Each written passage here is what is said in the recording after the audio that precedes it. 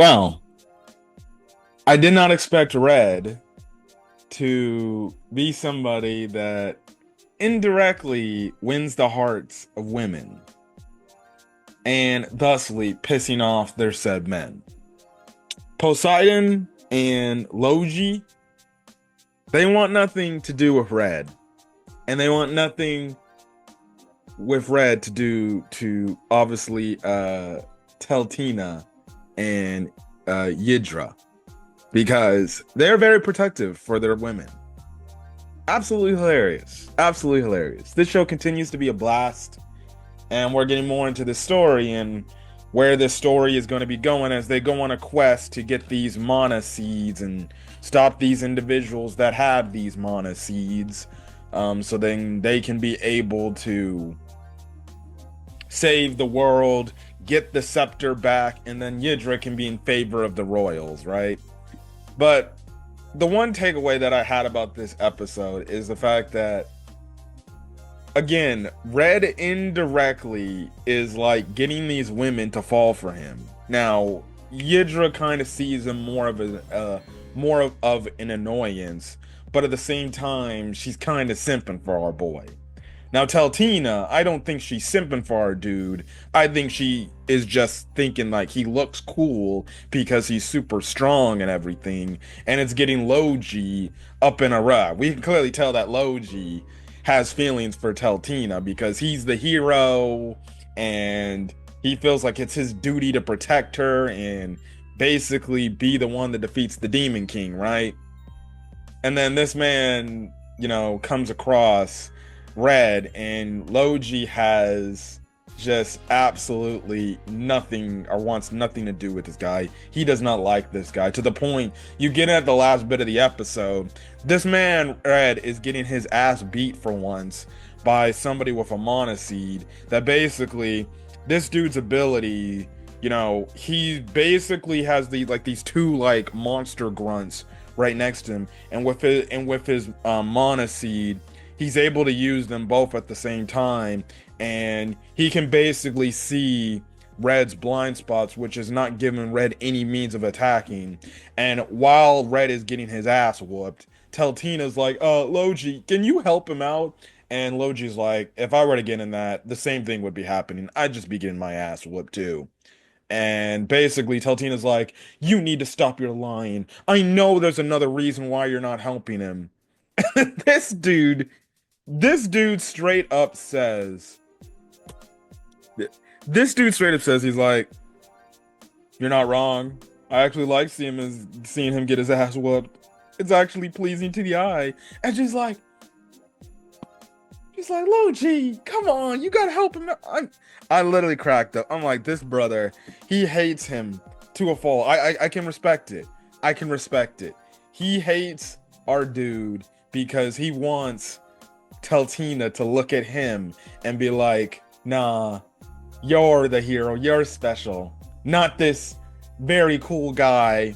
He wants the recognition. I don't know if Logi's gonna freaking get involved, but Logi, he definitely don't like Red. Now maybe they become bros by the end of this show, but clearly until Teltina starts looking at Logi's way, he ain't gonna give a crap. But then it doesn't get any crazier when you think about the butler Poseidon, right? This dude Poseidon, man. Look, man. So we start the episode. They come back, and Yidra tells Poseidon, "Hey, look, because Red is always doing these explosions after these quests, he can't really make no damn money. So he's gonna be living with us going forward now. He's gonna be staying in this house." And this butler's like, "Wait, what? Run that by me again? He's staying in the house with you?" And she's like, "Yeah, what's the problem?" And this dude, he has the best interest at heart. I get what he means. The whole point was, he's like, wait, that's a man. You're a woman. I know what men want when they want something. And obviously, it isn't to be known if you've seen this show. Yidra has a very attractive body. She has big boobs, nice body type frame. Obviously, yes, she wears the stuff underneath, but I bet you she has a big ass. But mostly it's the fact that she has big boobs, right? And this man Poseidon is like, but my lady, like, you can't have this happening. Like, I've known you for all these years. You're like a granddaughter to me. Like, this dude's been talking about how long he's been serving her family, and then after he says that line, he literally is like, I cannot approve of this because that man could literally look at your, luscious body and do something and get hungry, and he's a man full of vigor. And this girl Yidra is just like, I'm going to ignore that you just talked about my body like that. Mind you, you just said I was your granddaughter. You view me as your granddaughter. Which I'm just like, is Poseidon like secretly simping for Yidra? Listen, I don't blame the man. I don't blame the old man. Yidra is a snag. She's definitely like, if we're talking about characters of this season in terms of design and look, for I guess you could say hotness, she's definitely top 5. She's definitely top 5. I can't think of any other person on the top of my head, but she's definitely top 5 right now in this current season. Might be top 1. Anyways. But I found that absolutely hilarious. She's like, bruh, you just said you view me as your granddaughter, and you're talking about my body like it's some sort of object to you. And this dude, he leaves. And he's like, okay, I'll accept this. This man legitimately goes downstairs. He goes, talks to Red. He's like, hey, Red, there's actually something that I need to talk to you about. And Red's like, hey, okay, Poseidon, what is up? This man in the next scene literally pulls out a big ass scissors and is like, I'm gonna make sure you don't freaking take her purity. And I'm just like, what? And it's like later implied before they end up leaving, right? This man is legitimately like, because before they leave, this dude's like, Master Red. He's like, you better not think of any ideas, because if you do, you know what's gonna happen. And he brings up the scissors again, and this man Red is holding his balls. I'm just like, this man is talking about basically cutting his dick off. I'm just like, are you serious? This old man's crazy. This man Red has already pissed off 2 people that have some sort of love for their women, right? Old man Poseidon is obviously loves his granddaughter Yidra so much that he doesn't want her pureness to be taken by this dude who he thinks like will do something. Again, Red, she's shown more affection for Red than he has for her, but like, this man is tripping. He's like, I'm gonna cut this man's balls off if he tries anything. And look, my man Red's going through it. We don't know what happened to him last week because Yidra wanted to give him a shot and he don't like needles. And now next thing you know, Yidra's butler is like, I'm gonna cut your balls off if you try to mess with my freaking granddaughter over here. And in the meantime, you just have it to where Logi is like, stay away from the princess. So, all this shit is going on and everything. Yidra tries to stop freaking Poseidon from cutting off freaking Red's balls, and that's when you get introduced to Logi and Teltina, and they're walking in, and Teltina's like, oh, I never thought we were getting frisky up in here. So that leads to a conversation where already Logi is like not even trusting this dude because he thinks, oh, he probably want to go put his hands on Teltina for all the wrong reasons, right?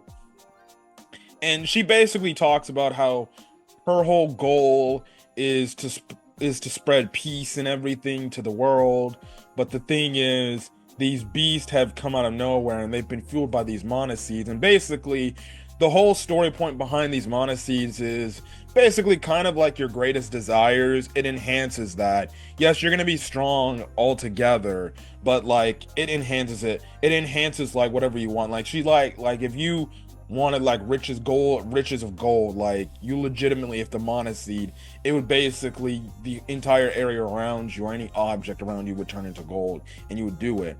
But you also get a power boost too. So basically their whole thing is they're going to collect these monaseeds, try to stop these monaseeds from being created, and we find out like the main person that is currently holding the staff that Yidra needs that was in her family, line, apparently they're making these mana seeds and spreading it out to people and everything. So yeah, we also do find out that old man is okay. They ended up not killing that dude. They ended up getting the mana seed out because they have it in a jar.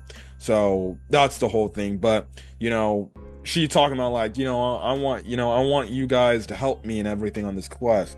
And Yidra's definitely down, and she's like, oh yes, yes, princess, I'll help you. And then she's literally pulling a freaking Alina from guild receptionist, where internally she's like, good, I'll be able to get my scepter back, and then I'll be able to be in good cases with the nobles.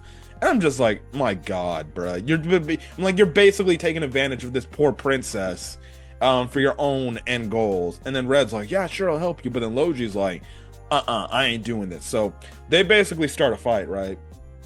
So he transforms into his Red Ranger form. He's not really shaken by this. And even Yindra's like, wait, this guy's not even like shaken at all. It kind of makes sense. He kind of has a serious personality too. So it would make sense he wouldn't be phased by it. They basically have a sword clash type of thing. But then Logi's like, all right, I'm about to go full power, right? He brings out like this gigantic ass sword, right? And Red is like, all right, then I'll go all out. And basically Idra's like, wait, what?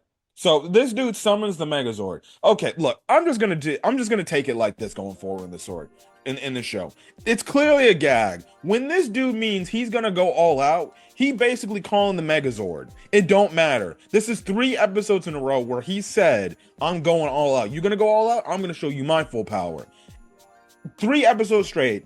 I'm gonna be in complete belief now. When this man says, I'm about to go full power, he's calling that damn Megazord. You would think, see, realistically, if you watch the Power Ranger shows, later on in the season, eventually the Red Rangers, they usually get like this new upgraded power, this new upgraded transformation in their set where it enhances their abilities. Like, it's like a special, like, transformation. I guess you could say it's like, they get like a Super Saiyan transformation. Their designs look a little bit different. They have added pieces on their already Red Ranger suit.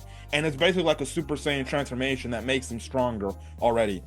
Every Red Ranger in these Power Ranger shows gets that, like, special form or whatever and everything, right? And I was thinking, oh, are we going to get like some special form here? Now, maybe that could happen in the future of this show where he has like some special like second transformation mode where he can get like added parts and it'll make him stronger. Maybe we see that next week, right? But then again, he did deform from his Power Ranger form, right? But anyways, I'm just gonna think that every time this man says full power, he's calling the damn Megazord, right? So he calls the Megazord. Not only Yidra is in the dang Megazord, freaking Princess Teltina's in the Megazord, and she's like, oh my god. And even when Red first transformed, she's just in infatuation with how cool this dude looks. Like, she's legitimately like, it's like when freaking Luffy, Usopp, and Chopper see these robots in One Piece, and they're like, oh, that's so cool, guys. She's just like, that's so cool, wow, that's so amazing. This dude, and this man, Logi, sees her in the Megazord, and he's like, you captured the princess? You're holding her hostage? And this dude, Red, is like, no, I'm not doing that. She's in it. And this is the reason why she's in it. It's because Yidra's like, hold on. How is she in this thing? And Red is like, it's because the bond we made with her, or I made with her.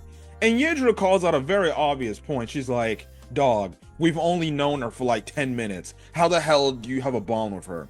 And basically, this man Red gives probably one of the most BS reasonings I've ever seen. But in his case, it makes sense, right? He's like, well, the moment, we met and I agreed to help her, that's when our bond formed.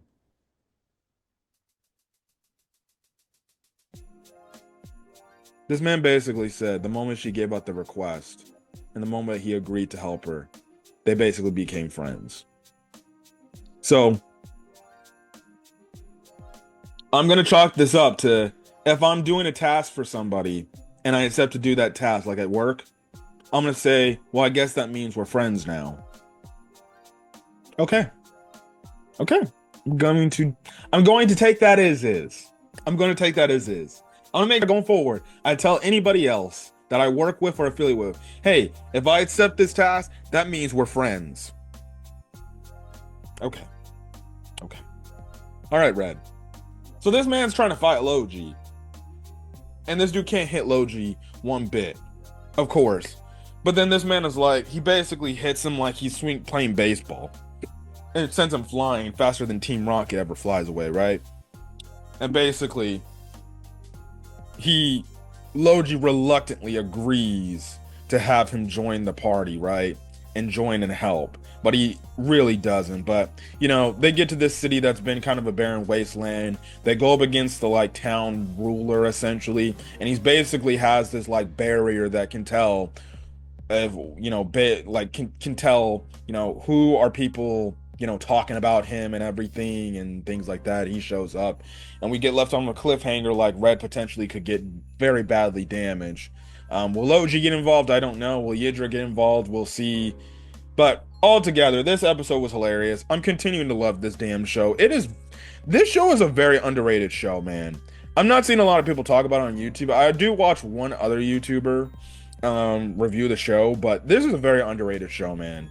Absolutely hilarious. It's the comedy and the gag of the fact that we got a Power Ranger in a freaking isekai world, and it's breaking like fourth walls essentially. I guess you can say it's breaking type of generic walls of everything. Like the man, like we like I said earlier, this dude keeps doing this damn explosion shit, and it's burning these freaking resources that they need for this guy to make some money. But regardless, it's absolutely hilarious. I'm loving this show. But if you guys like the video, leave a like, put in the comment section your thoughts, hit that subscribe button if you want to get more Red Ranger and Another World content, as well as hit the subscribe button if you want to get any other anime content I upload to the channel. Till then, guys, stay safe out there and have a great rest of your day or your night. Return this video. Till then, guys, peace.